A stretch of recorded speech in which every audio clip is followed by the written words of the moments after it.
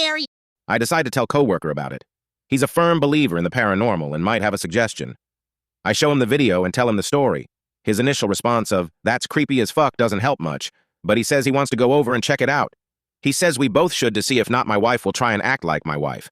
I tell him absolutely not, and he says we should at least go to the house even if we don't go in. I agree on that since I wanted to close the garage. We got to my house and walked around the perimeter first. Not sure what we wanted to accomplish by that, but it felt like something we should do.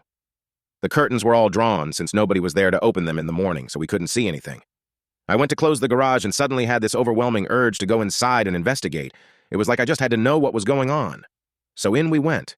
We walked through the kitchen towards the foyer where the stairs are. It's so quiet in our house right now, you could hear a feather drop. Forget the pin. We stop at the bottom of the stairs and wait a few seconds. I look at the camera again, and they are still sitting there. I've never been so scared in my life. My coworker puts his foot on the first step, and I suddenly say, "Stop," loudly. "Forget this, we're out of here," I tell him. "Come on." I start making my way back to the kitchen. We hear a loud creak in the floor from upstairs. It's my son's room.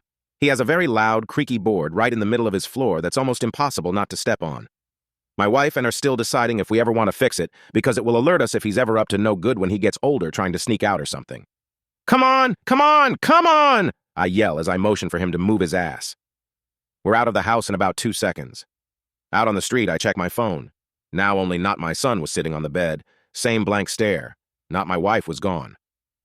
"Holy shit," my coworker says. "That was stupid as fuck of us. Do not tell my wife we went inside. She would be so ungodly mad if she found out what we just did." I use my garage door opener in my car to close the door. Before we leave, I look at the camera again.